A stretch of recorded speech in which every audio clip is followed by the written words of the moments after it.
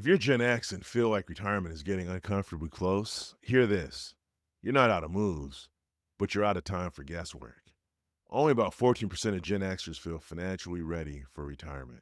I retired at 51, and since then, I've had dozens of conversations about retirement through my chats with Sabado, through comments, emails, and one on one messages. And what's interesting is this: people's numbers are different, their careers are different, their paths are different. But the question that worries most people is almost identical. Things like, did I start too late? Is it still realistic?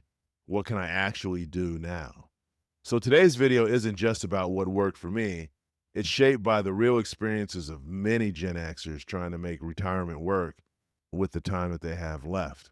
These are the 5 smartest retirement moves Gen X can still make. Practical, realistic, and still very much within reach. So let's get into it. Move number 1, define a flexible retirement, not a perfect one. One of the smartest shifts that Gen X can make is redefining what retirement actually means. For many of us, the old model looks like work full time, stop completely, and never earn again. Nearly half of Gen X expect to work in some capacity during retirement. That's not failure, that's realism. Retirement can mean fewer hours, less stress, more control. Freedom doesn't require a full stop, it requires options. Move number 2, maximize the last strong earning years. Gen X is either in or just past their peak earning years. That makes this window incredibly valuable. On average, 401k contributions were about 8 to 10%. Most planners, on the other hand, recommend closer to 15%. When I was in my late 40s, I didn't suddenly get smarter about money. I just got more intentional. I increased my savings gradually. I made sure I captured every employer match. I treated those last working years as high impact years, not a victory lap. And that shift, more than any market return, is what gave me options later. And I'll tell you, late stage consistency is better than perfect early planning. Move number 3, reducing future expenses, not just current spending. This is one of the most powerful moves Gen X can make. Instead of asking, how can I invest better?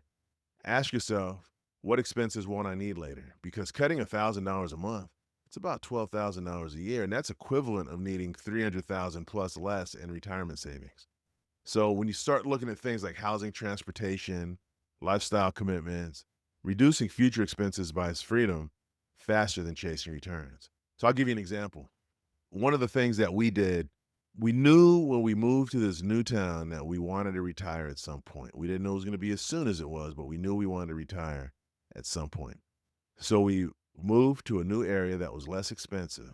And as the interest rates were going down, we refinanced, not because it was going to necessarily break even for us in the next 2 to 3 years, but we would refinance to get the lowest rate because we knew that when we retired, we wanted to make sure that we weren't saddled with the highest interest rate. You see, that's taking what we want to do in the future, albeit not perfect, because I had no idea that we were going to retire as early as we did when we bought this house. But I knew at some point we were looking at potentially retiring, and we knew that we wanted to make sure our expenses were lower. So if you manage those expenses up front, then you don't have to worry about them down the road.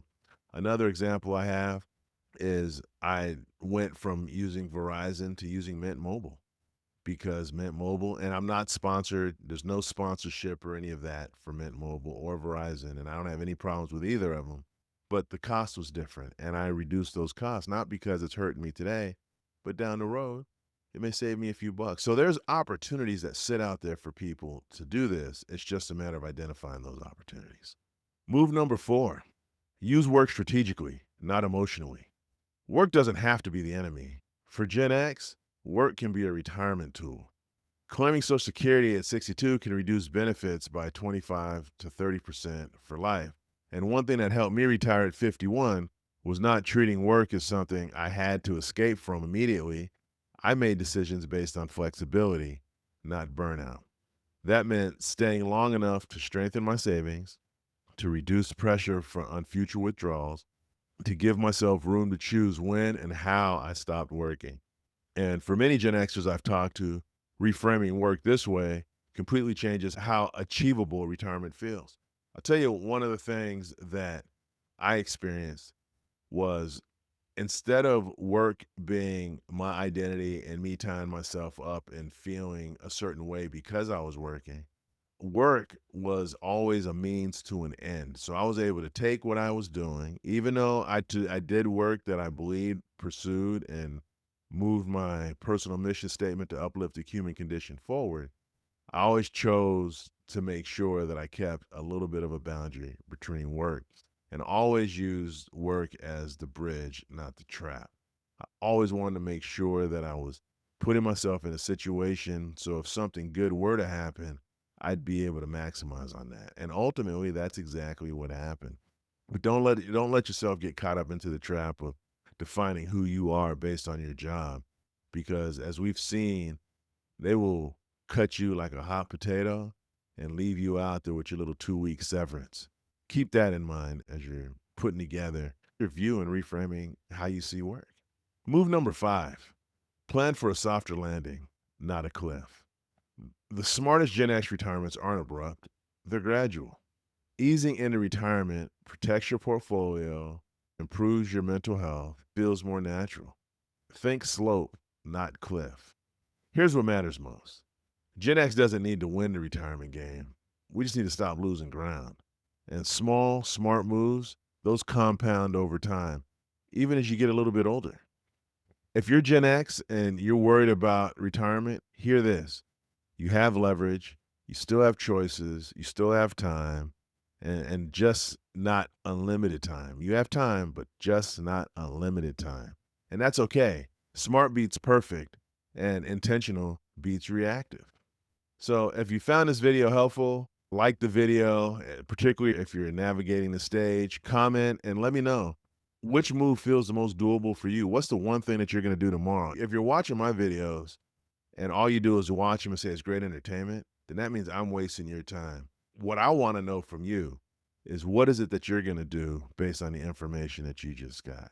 Because you got to do something. Because if you don't, then you're just somebody that's complaining about not getting something that you want, but not willing to take the steps to get there. I took a bunch of steps. I lay those out in these videos. What steps are you going to take? Let me know in the comments. And then subscribe for more honest retirement conversations for everyday people. Retirement doesn't have to be perfect. It just has to be intentional.